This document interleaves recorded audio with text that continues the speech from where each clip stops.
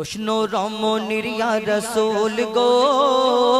প্রশ্ন রমণীর ইয়া রাসূল গো, নারীর কেন জুম্মার নামাজ নাই গো, নারীর কেন জুম্মার নামাজ নাই গো, পাই না কেন এ অধিকার গো, পাই না কেন এ অধিকার গো, আপনার কাছেতে জানতে চাই গো, আপনার কাছেতে জানতে চাই গো। প্রশ্ন রমণীর ইয়া রাসূল গো, নারীর কেন জুম্মার নামাজ নাই গো, নারীর কেন জুম্মার নামাজ নাই গো, প্রশ্ন রমণীর ইয়া রাসূল গো, নারীর কেন জুম্মার নামাজ নাই গো, নারীর কেন জুম্মার নামাজ নাই গো গো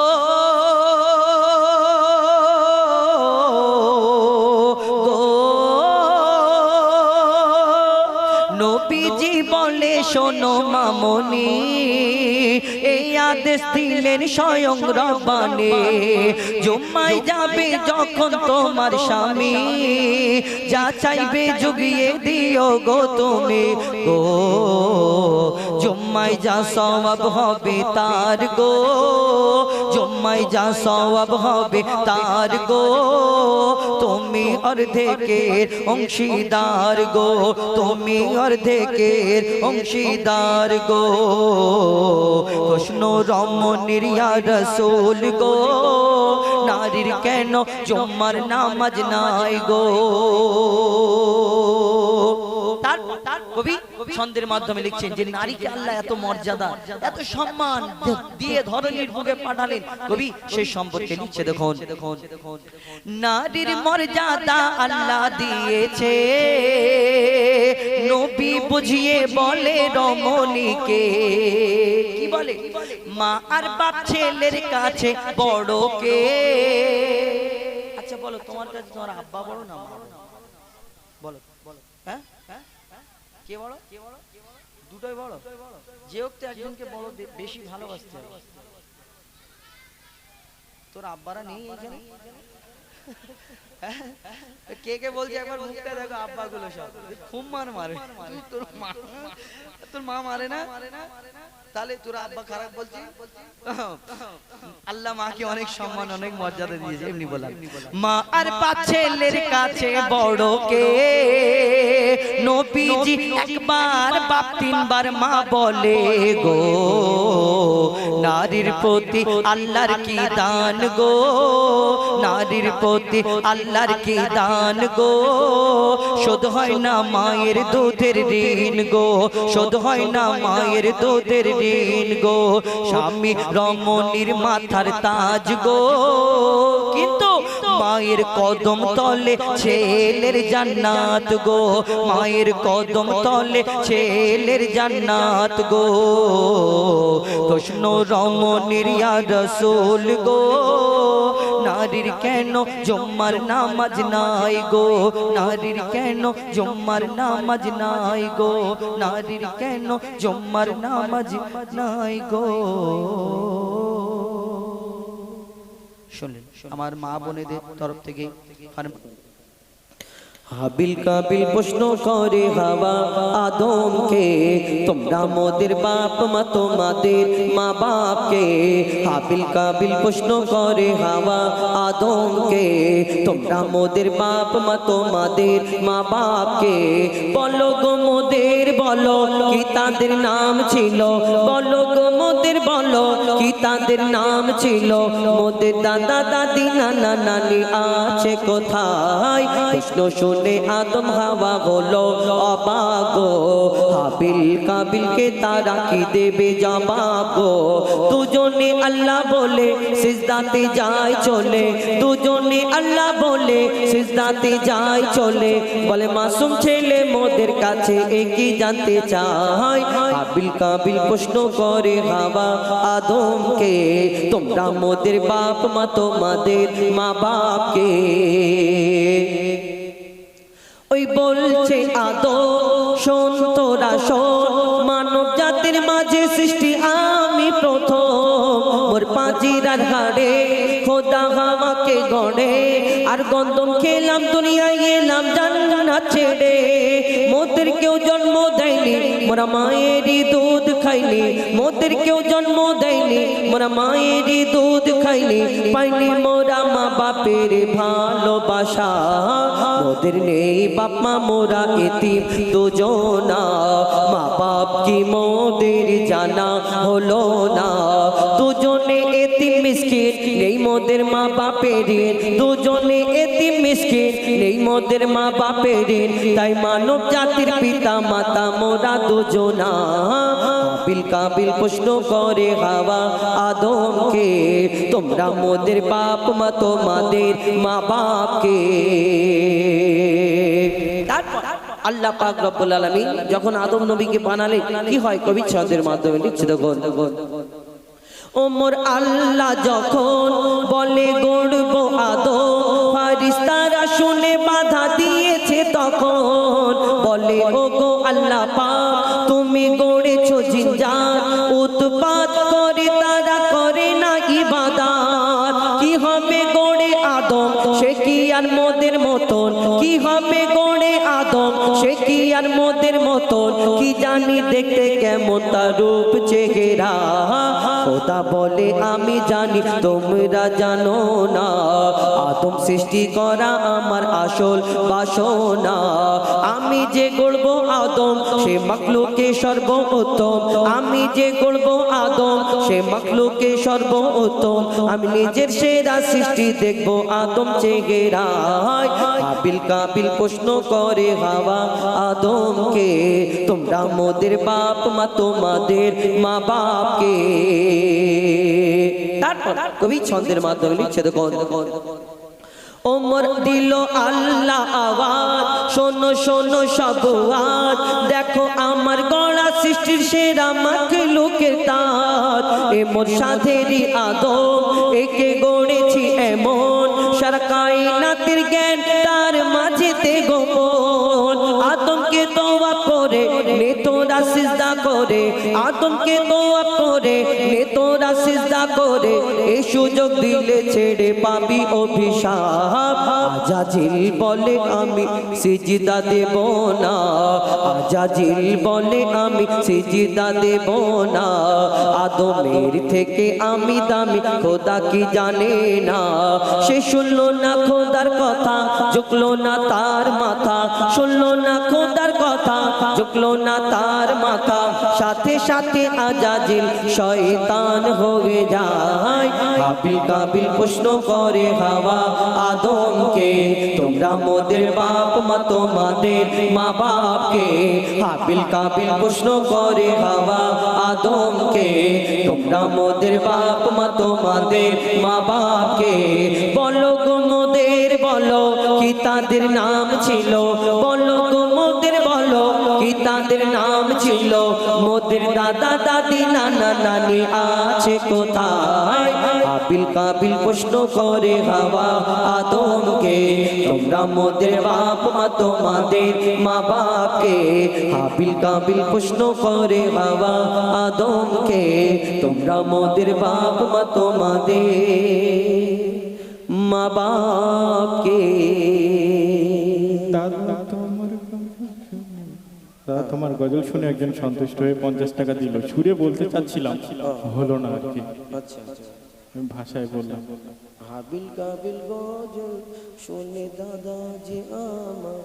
জি জি স্যার 50 টাকা আমার হাতে দিল যে সোনা সারা রাত পরে 50 টাকা দিল এরকম বলতে হ্যাঁ ঠিক আছে পকেটে ঢুকে গেল তো শুনি আমি আবার পুনরায় পরিবেশন করে শোনাবো